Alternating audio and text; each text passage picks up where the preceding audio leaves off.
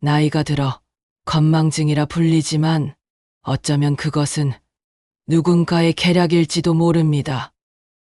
김영희는 좁은 부엌 식탁 앞에 홀로 앉아 있었다. 30년 된 아파트에 무런 전등 불빛 아래 식탁 위엔 김치와 달걀말이 한 접시뿐이었다. 젓가락을 들었다 놓았다 반복하면서도 음식에 손을 대지 못하고 있던 그녀는 허공을 바라보며 중얼거렸다. 사람이 늙으면 정말 다 잊어버리게 되는 걸까? 텅 빈 집 안에서는 시계 소리만이 째깍째깍 울렸다. 영희는 냉장고 문을 열어보았지만 텅 비어 있었다.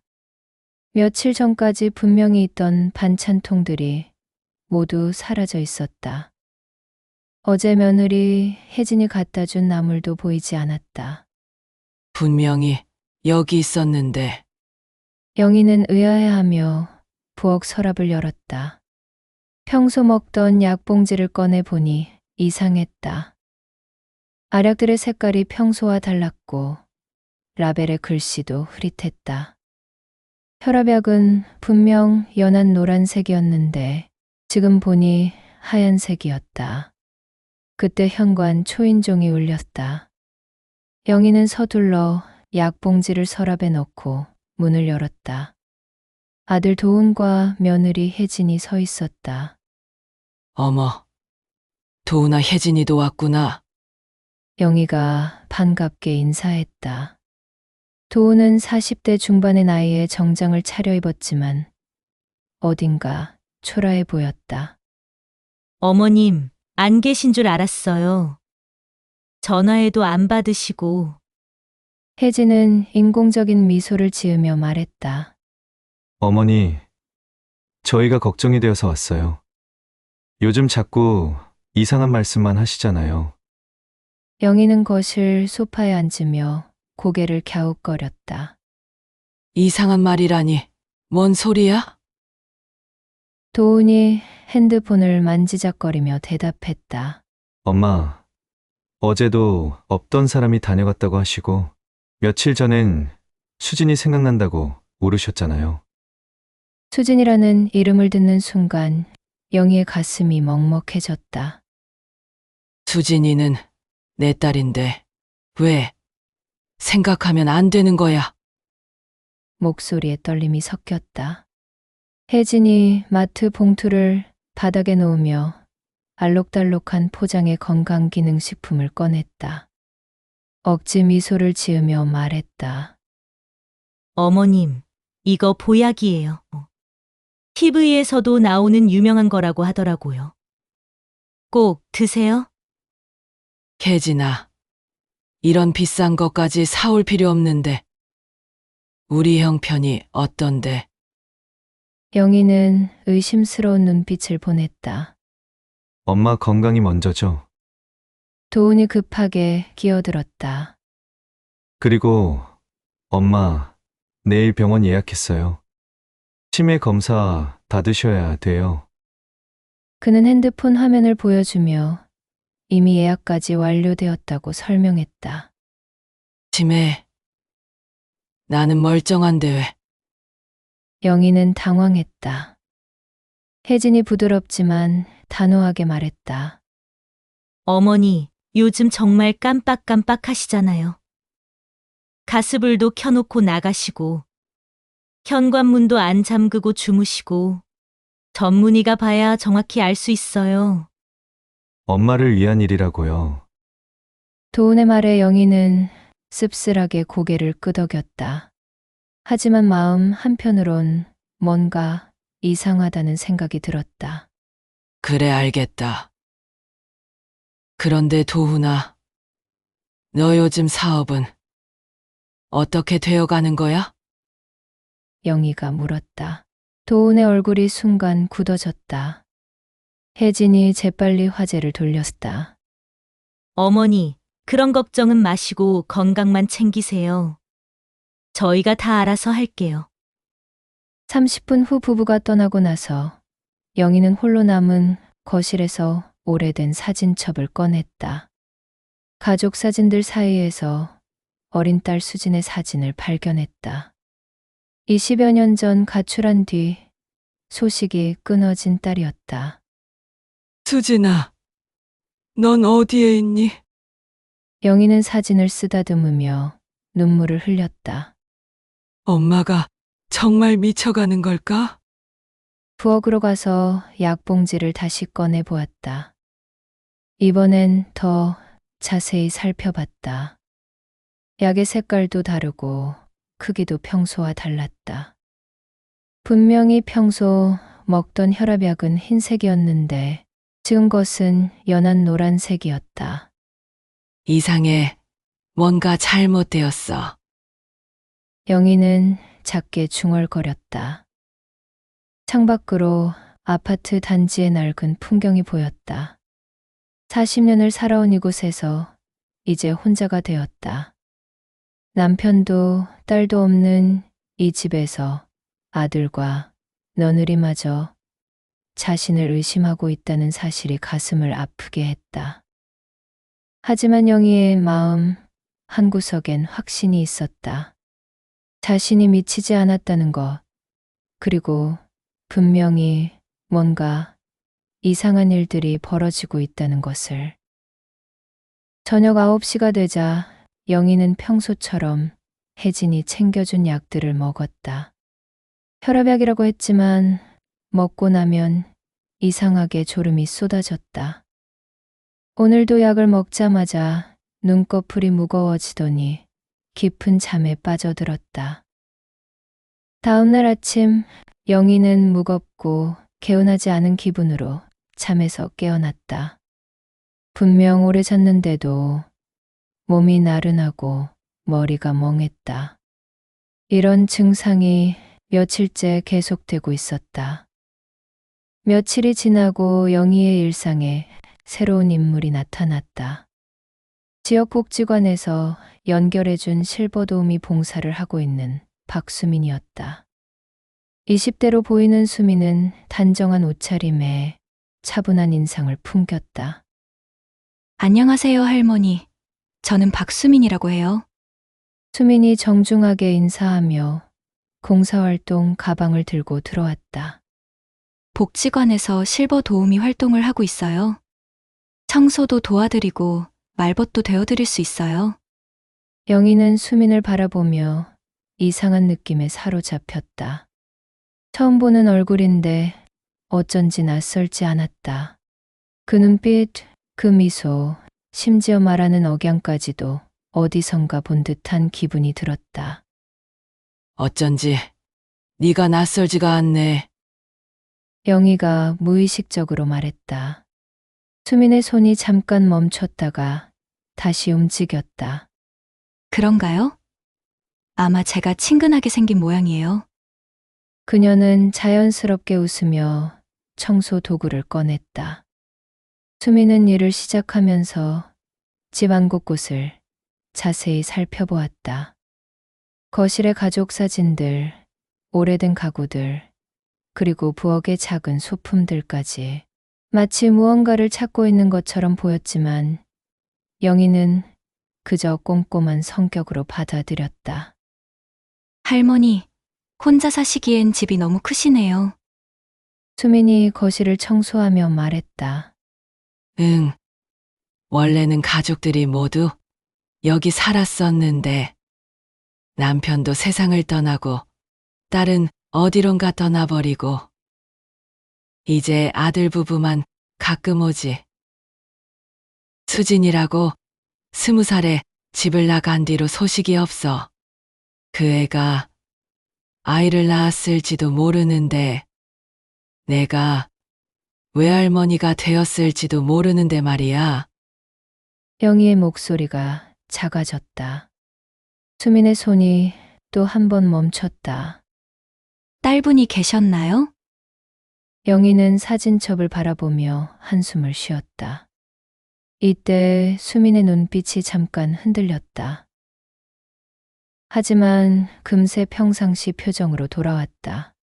분명히 어디선가 잘 지내고 계실 거예요. 수민이 위로하듯 말했다. 청소를 하던 수민은 부엌으로 향했다. 서랍을 정리하다가 약봉지들을 발견했다. 그녀는 약봉지를 하나씩 꺼내 살펴보기 시작했다. 평범해 보이는 혈압약 소화제, 그리고 몇 개의 영양제들이 있었다. 수민의 눈이 하나의 약봉지에서 멈췄다. 라벨에 붙어 있는 날짜가 이상했다. 분명히 최근에 바뀐 흔적이 있었다. 원래 글씨 위에 새로운 스티커가 덧붙여져 있었고, 약의 색깔도 일반적인 혈압약과는 달랐다. 순간 수민의 눈빛이 날카로워졌다. 할머니, 이 약은 어디서 지으신 거예요? 수민은 재빨리 미소로 표정을 바꾸며 물었다. 영희가 부엌으로 다가왔다. 아, 그거? 며느리가 새로 사다 준 거야? 더 좋은 거라고 하던데. 바로 그때 현관문이 열리는 소리가 들렸다. 혜진이 들어왔다. 평소보다 일찍 온 것 같았다. 어머니, 오늘 봉사활동 오시는 날이었군요. 혜진이 밝게 인사했다. 하지만 그녀의 시선은 재빠르게 부엌으로 향했다. 안녕하세요. 저는 박수민이라고 해요. 복지관에서 실버 도우미 활동을 하고 있어요. 수민이 정중하게 인사했다. 혜진은 수민이 손에 들고 있는 약봉지를 보고는 곧바로 다가왔다. 아, 그거 제가 챙겨드린 거예요. 수민 씨, 신경 쓸 필요 없어요. 말은 부드러웠지만 손끝은 서랍을 힘주어 닫으며 약봉지를 재빨리 가져갔다. 아, 네. 그냥 정리하다가 보게 되었어요. 수민은 자연스럽게 웃으며 대답했다. 하지만 혜진의 행동을 놓치지 않고 관찰하고 있었다. 어머니 약은 제가 다 관리하고 있으니까. 손대지 마세요. 혜진이 수민에게 직접적으로 말했다. 언뜻 부드러워 보이지만 경고의 뉘앙스가 섞여 있었다. 네. 알겠어요. 수민은 고개를 끄덕였다. 영희는 두 사람의 대화를 듣고 있었지만 뭔가 이상한 기류를 느꼈다. 혜진이 평소보다 예민해 보였고 수민도 무언가 생각에 잠긴 듯했다. 혜진아, 너 오늘 일찍 왔네? 영희가 물었다. 어머님 댁에 새로 오신 봉사활동분이 어떤 분인지 궁금해서요. 혜진이 대답했다. 하지만 그녀의 진짜 이유는 따로 있었다. 혹시 모를 상황에 대비하기 위해서였다. 수민은 계속 청소를 했지만 마음 한편으로는 방금 전 본 약봉지가 신경 쓰였다. 분명히 뭔가 조작된 흔적이 있었다. 그리고 혜진의 과민한 반응도 수상했다. 할머니, 평소에 약을 드실 때 별다른 증상은 없으세요? 수민이 자연스럽게 물었다. 요즘 자꾸 졸리고 가끔 어지럽기도 하고. 영희가 생각해보며 대답했다. 혜진이 재빨리 끼어들었다. 나이가 드시면 그런 증상이 자연스러운 거죠. 수민 씨, 의학적인 질문은 하지 마세요. 어머니가 괜히 불안해하실 수 있어요. 아, 죄송해요. 그냥 궁금해서. 수민은 사과했지만 속으로는 더욱 의심을 굳혔다. 봉사활동이 끝나갈 무렵 수민은 영희에게 다가갔다. 할머니, 내일도 올게요. 혹시 필요한 게 있으시면 언제든 말씀해 주세요. 고마워, 수민아. 오랜만에 젊은 사람과 이야기하니 좋구나. 영희는 진심으로 기뻐했다. 혜진은 수민이 나가는 모습을 문 앞까지 따라가며 지켜봤다. 뭔가 불안한 마음이 들었다. 새로운 실버 도우미가 너무 눈치가 빠른 것 같았다. 수민이 아파트를 나서면서 마음속으로 다짐했다. 분명히 이 집에서 뭔가 잘못된 일이 벌어지고 있다. 그리고 그 중심에는 혜진이 있다. 내일부터는 더욱 조심스럽게, 하지만 더욱 자세히 관찰해야겠다고 생각했다. 영희는 수민이 떠난 후에도 계속 그녀가 남긴 여운을 생각했다. 정말로 낯설지 않은 그 얼굴, 그 목소리. 마치 잃어버린 무언가를 되찾은 듯한 기분이었다. 수민이 영희의 실버 도우미로 일한 지 일주일이 지났다. 매일 오전에 와서 청소를 도와주고 말벗이 되어 주었던 수민은 영희에게 없어서는 안 될 존재가 되어가고 있었다. 그리고 그 일주일 동안 수민은 조용히 관찰을 계속했다. 영희 역시 수민의 말을 듣고 나서부터 이상한 점들을 하나씩 깨닫기 시작했다. 약을 먹고 나면 유난히 졸렸고 머리가 멍해졌다. 며느리와 아들의 행동도 예전과 달랐다. 하지만 그래도 아들이 챙겨주는 약이니까, 그래도 가족이니까 하는 마음으로 계속 먹어왔다. 설마 내 자식이 나를 해치겠어 하는 믿음 때문이었다. 그날 아침 평소처럼 방문한 수민은 영희가 아침 약을 먹으려 하는 모습을 보았다. 혜진이 어제 저녁에 가져다 준 약들이 작은 접시 위에 놓여 있었다. 할머니, 수민이 조심스럽게 다가갔다.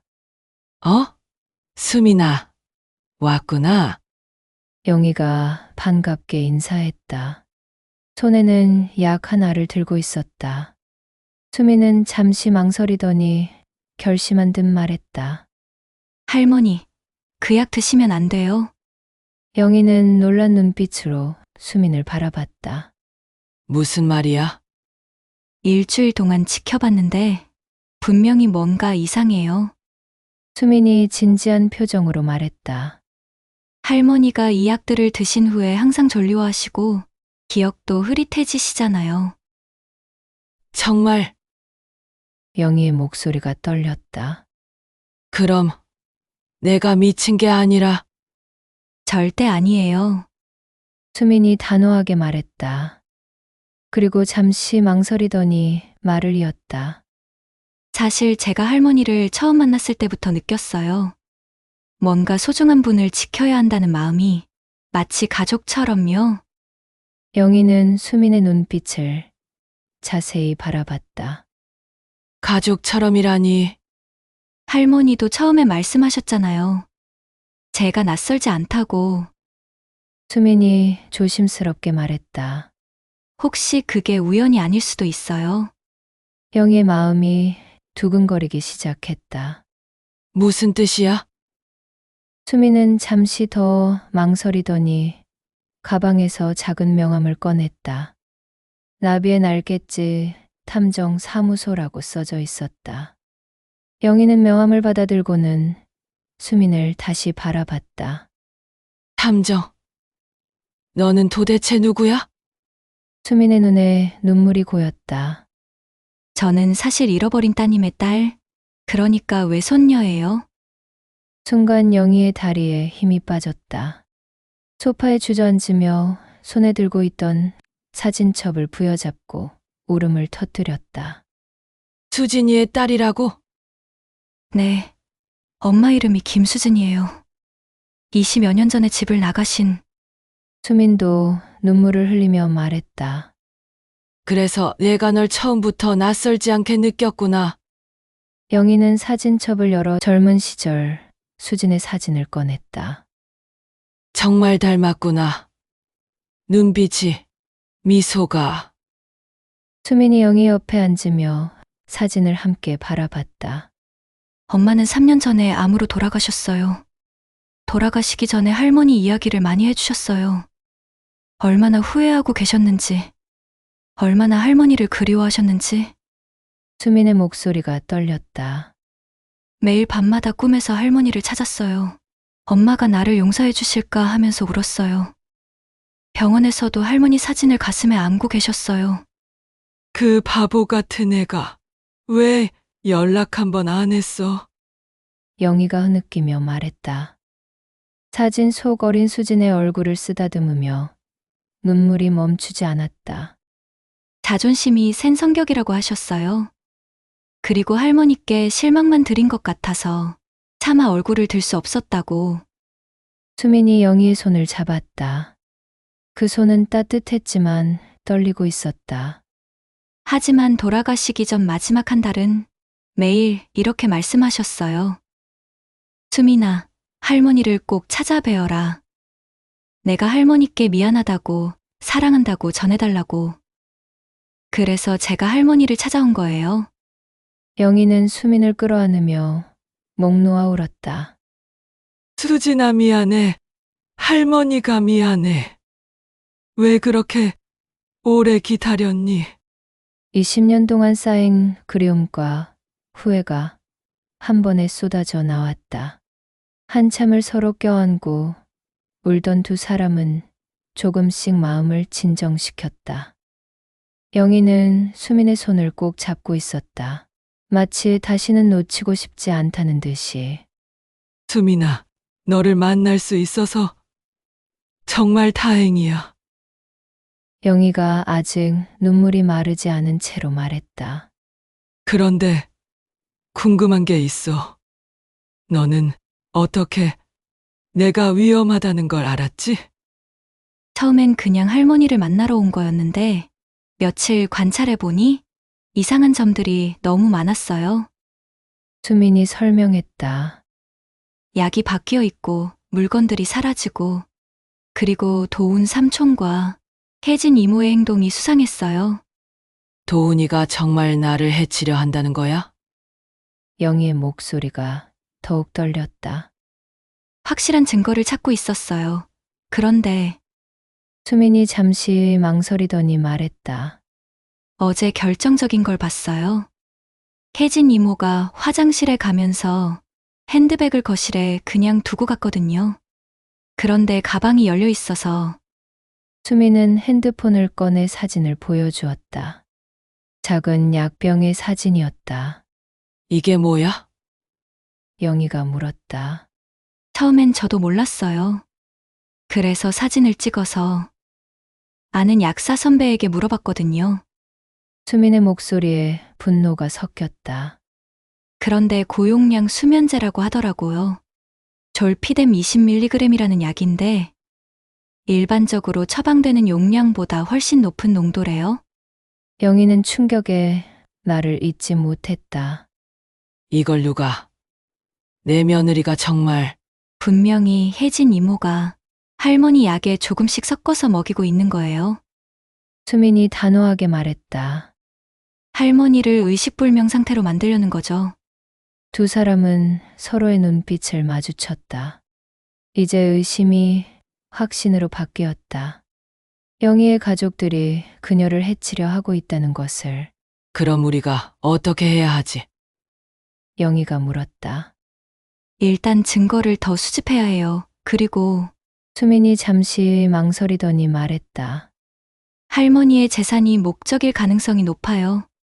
혹시 최근에 유언장이나 재산 관련해서 이야기가 나온 적 있나요? 그러고 보니 며칠 전에 혜진이가 은행 통장을 정리하자고 했었어. 그리고 도훈이도 부동산 상속에 대해 물어보더라고. 영희가 기억을 더듬어 말했다. 역시 수민이 고개를 끄덕였다. 이제부터는 더욱 조심해야 해요. 그들이 의심하지 않도록 평소처럼 행동하시고 절대 약은 드시면 안 돼요. 알겠어. 그런데 수민아, 영희가 수민의 손을 꼭 잡았다. 내가 와줘서 정말 고마워. 만약 너 없었다면 나는. 괜찮아요, 할머니. 이제 제가 할머니를 지킬게요. 수민이 따뜻하게 미소 지었다. 엄마가 못다 한 효도를 제가 대신할게요. 밤이 깊어가는 가운데 할머니와 외손녀는 처음으로 진실한 대화를 나누었다. 20여 년 만에 이어진 가족의 끈, 그리고 위험 속에서도 피어나는 희망. 내일부터는 본격적인 싸움이 시작될 것이었다. 수민과 영희가 진실을 알게 된 지 며칠이 지났다. 두 사람은 조심스럽게 평소와 같이 행동하며 더 많은 증거를 수집하고 있었다. 하지만 혜진과 도훈의 움직임이 점점 더 급해지고 있었다. 그날 오후 혜진이 낯선 남자와 함께 영희의 집에 나타났다. 40대 중반으로 보이는 그 남자는 양복을 입고 있었지만 어딘가 험악한 인상을 풍겼다. 어머니, 소개해드릴 분이 계세요. 혜진이 억지 미소를 지으며 말했다. 오 사장님이라고 하시는데 요양원 운영을 하신대요. 오 사장이라는 남자가 영희에게 정중히 인사했다. 안녕하세요, 할머니. 저는 실버케어 요양원을 운영하고 있는 오 사장입니다. 영희는 불안한 마음으로 그들을 바라봤다. 요양원. 갑자기 왜? 어머니께서 요즘 건강이 많이 안 좋으시잖아요. 도훈이 끼어들었다. 전문적인 케어를 받으시는 게 좋을 것 같아서요. 나는 집에서 지내고 싶어. 영희가 단호하게 말했다. 혜진의 얼굴이 순간 굳어졌다가 다시 미소를 지었다. 어머니, 거기서 더 좋은 치료를 받으실 수 있어요. 그리고 같은 또래분들과도 어울리시고, 오 사장이 부드럽게 말했다. 요양원 시설도 아주 좋습니다. 24시간 간병 서비스에 의료진도 상주하고 있어요. 영희는 그들의 대화를 들으며 소름이 돋았다. 분명히 자신을 어딘가로 격리시키려는 계획이었다. 수민이 없는 사이에 이런 일이 벌어지고 있다는 것이 더욱 무서웠다. 생각해 볼게요. 영희가 애써 침착하게 대답했다. 어머니, 너무 오래 미루시면 안 돼요. 혜진이 은근히 압박했다. 좋은 자리가 언제까지 있을지 모르거든요. 오 사장이 명함을 건네며 말했다. 다음 주 안에 결정해 주시면 좋겠습니다. 그럼 준비도 할 수 있고요. 그들이 떠난 후 영희는 급히 수민에게 전화를 걸었다. 수민은 이 상황을 듣고 즉시 달려왔다. 할머니, 이제 정말 위험해요. 수민이 긴장한 목소리로 말했다. 그들이 움직이기 전에 우리가 먼저 행동해야 해요. 어떻게 하지? 영희가 불안해했다. 가족 모임을 제안하세요. 그리고 그 자리에서 수민이 영희의 손을 잡았다. 모든 걸 끝내는 거예요. 사흘 후 영희는 도훈과 혜진에게 가족 모임을 제안했다. 중요한 이야기가 있어서 모였으면 좋겠어. 도훈과 혜진은 서로 눈빛을 주고받았다. 혹시 요양원 이야기 때문인가 싶어 긴장했지만 일단 모임에 응했다. 그날 저녁 거실에 세 사람이 둘러앉았다. 영희는 미리 휴대폰 녹음기를 켜두었고 수미는 밖에서 대기하며 경찰과 연결되어 있었다. 도훈아, 혜진아, 영희가 차분하게 시작했다. 오늘 너희들에게 중요한 이야기를 하려고 해. 네, 어머니. 무슨 말씀이세요? 혜진이 기대하는 표정으로 물었다. 영희는 깊게 숨을 들이쉬고 단호하게 선언했다. 내 전 재산은 수민이에게 모두 물려주겠다. 순간 거실의 공기가 얼어붙었다. 도훈의 얼굴은 점점 일그러졌고 혜진은 믿을 수 없다는 표정을 지었다. 뭐라고요? 도훈이 떨리는 목소리로 물었다. 수민이는 내 외손녀야. 내 딸 수진이의 딸이지. 영희가 덤덤하게 말했다. 혜진이 갑자기 자리에서 일어나며 소리쳤다. 어머니, 정신이 나가신 거예요? 그 여자가 뭔데 갑자기 나타나서. 혜진아, 목소리 낮춰. 도훈이 제지했지만 그의 얼굴도 분노로 일그러져 있었다. 아니에요. 혜진이 분노를 참지 못하고 외쳤다. 우리가 얼마나 어머니를 위해 살았는데 이제 우리까지 버리겠다는 거예요? 버린다니. 그게 무슨 말이야? 영희가 침착하게 물었다. 혜진이 흥분해서 말을 이어갔다. 우리가 얼마나 힘들게 어머니 모셨는데. 도훈 오빠 사업도 망하고 빚더미에 앉아서. 도훈이 혜진의 팔을 잡으며 제지하려 했지만 이미 늦었다. 그래서 뭘 했는데? 영희가 더욱 단호하게 물었다. 혜진이 완전히 이성을 잃고 소리쳤다. 약도 바꿔드리고 요양원까지 알아봐드렸잖아요. 어머니가 편하게 지내시라고. 무슨 약을 바꿨다는 거야? 수면제를. 아니, 그게 아니라. 혜진이 자신이 실수했다는 걸 깨달았지만 이미 모든 게 녹음되고 있었다. 도훈이 급하게 나섰다. 엄마, 혜진이가 너무 흥분해서 헛소리 하는 거예요. 헛소리가 아니야. 혜진이 완전히 자제력을 잃었다. 오 사장님도 만나봤잖아요. 요양원에 보내고 나면 모든 게 끝나는 거였는데. 영희는 조용히 일어나서 혜진을 바라봤다. 그래서 나를 죽이려고 했구나. 죽이려고 한 게 아니라 혜진이 말을 더듬었다. 그냥 좀 더 잠들게 하려고.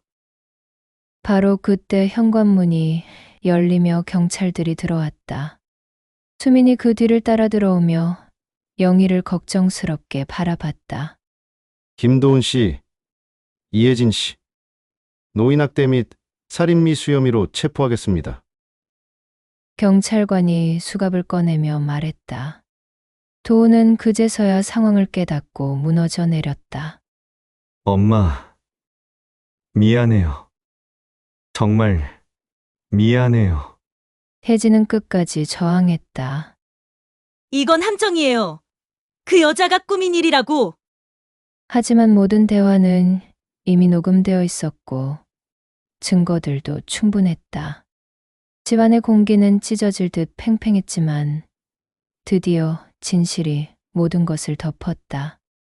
영희는 수민의 손을 꼭 잡고 있었다. 20여 년 만에 되찾은 가족 그리고 위험에서 벗어난 안도감이 복잡하게 얽혀 있었다. 사건이 일어난 지 2달이 지났다. 법정은 엄숙한 분위기 속에서 최종 판결을 기다리고 있었다. 방청석에는 영희와 수민이 나란히 앉아 있었고 피고석에는 수갑을 찬 도훈과 혜진이 고개를 숙이고 있었다. 판결을 앞두고 영희는 떨리는 목소리로 의견 진술을 요청했다. 판사의 허가를 받고 일어선 영희는 깊은 숨을 들이쉬었다. 판사님, 영희의 목소리가 떨렸다. 저는 피해자의 어머니입니다. 도훈이가 제 아들이 저지른 일은 절대 용서받을 수 없는 일이라는 걸 압니다. 하지만 영희는 눈물을 닦으며 말을 이었다.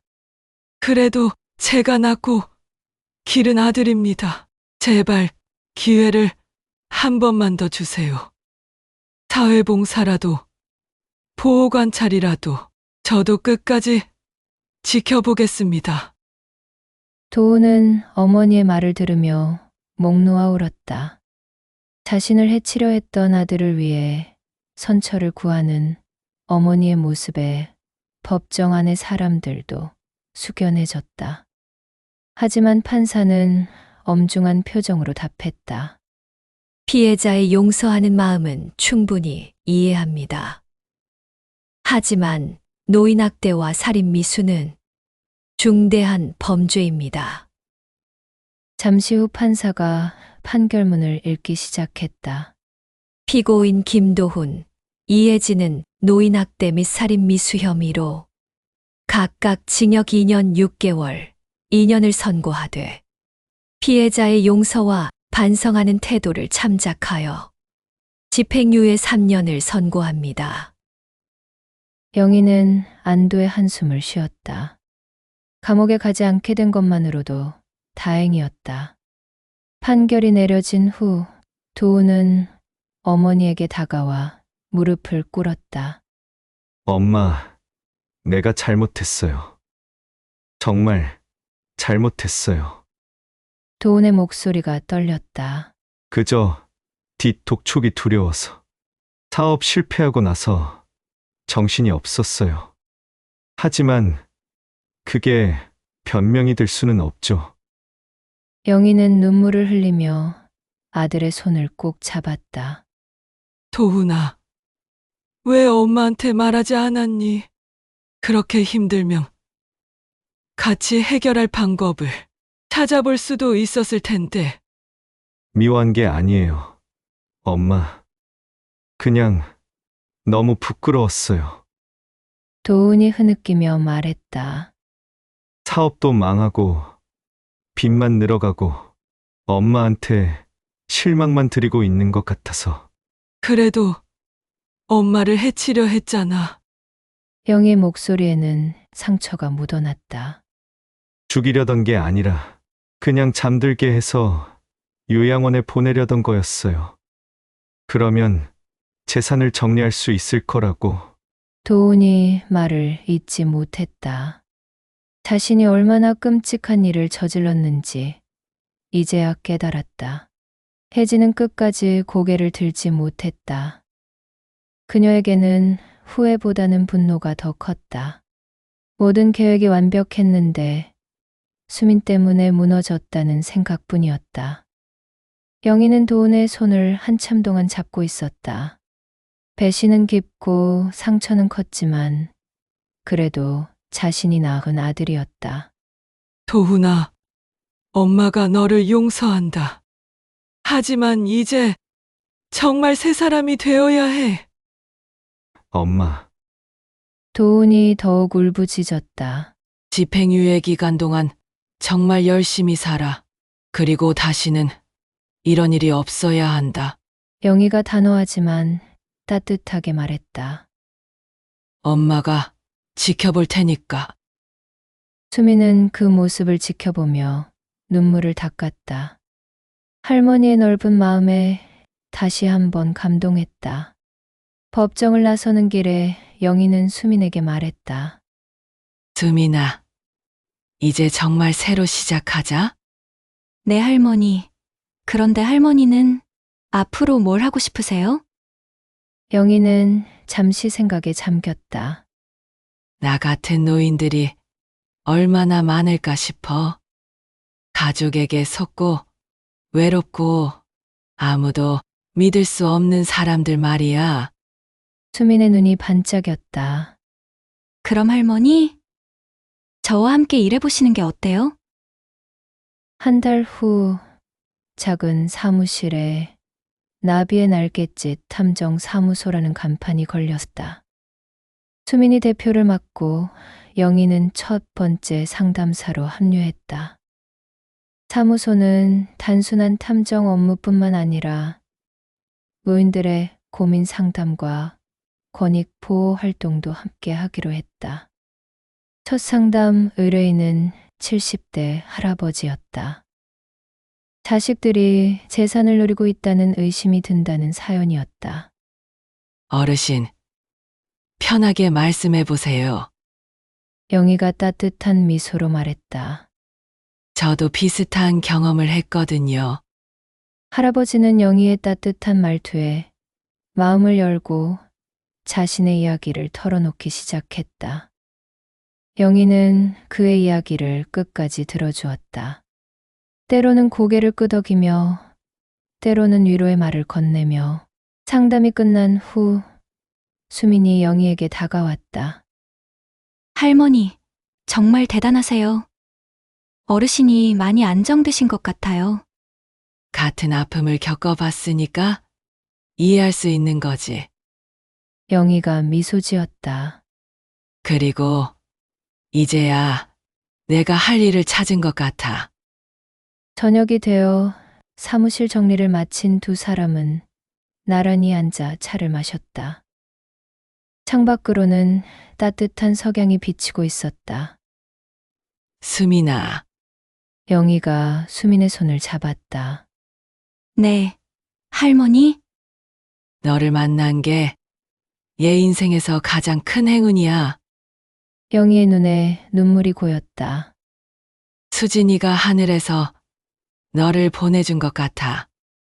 수민도 눈물을 흘리며 영희를 바라봤다. 저도요, 할머니? 엄마가 그렇게 그리워하던 할머니를 만나게 되어서 정말 기뻐요. 영희는 수민을 따뜻하게 끌어안았다. 이제야 너를 제대로 안아주는구나. 그녀의 목소리에는 20여 년 동안의 그리움과 사랑이 가득 담겨 있었다. 수민은 할머니의 품에서 진정한 가족의 따뜻함을 느꼈다. 엄마가 그토록 그리워했던 그 사랑을 이제야 직접 느낄 수 있었다. 할머니, 우리 정말 많은 사람들을 도와주자요. 수민이 말했다. 그래, 우리 함께 해보자. 영희가 단단한 목소리로 대답했다. 밖에서는 저녁 무렵에 따뜻한 바람이 불어왔다. 나비 한 마리가 창가로 날아와 잠시 앉았다가 다시 날아갔다. 마치 새로운 시작을 축복해주는 것 같았다. 나비의 날갯짓 탐정사무소의 첫날은 그렇게 따뜻하게 마무리되었다. 할머니와 외손녀 20여 년 만에 다시 만난 두 사람은 이제 서로의 든든한 동반자가 되어 새로운 인생을 시작했다. 상처는 있었지만 그 상처마저도 다른 사람들을 도울 수 있는 힘이 되어 주었다. 영희는 창밖을 바라보며 혼잣말했다. 수진아, 네 딸 정말 잘 키웠구나. 고마워. 그리고 수민의 손을 더욱 꼭 잡았다. 이제는 절대 놓지 않을 것처럼. 두 사람은 서로를 바라보며 미소 지었다. 힘든 시간을 겪었지만 그 끝에는 진정한 가족의 사랑이 기다리고 있었다. 그리고 그들 앞에는 더 많은 사람들을 도울 수 있는 새로운 여정이 펼쳐져 있었다. 여러분은 어떻게 생각하시나요? 가족의 믿음을 끝까지 지킨다는 것, 그리고 상처받았을 때도 용서를 선택하는 것이 어떤 의미일까요? 여러분만의 생각을 댓글로 들려주세요. 그리고 주변에 도움이 필요한 어르신들이 계시다면 작은 관심이라도 베풀어 보는 건 어떨까요? 여러분의 따뜻한 마음 한 번의 클릭이 누군가에게는 큰 힘이 될 수 있습니다.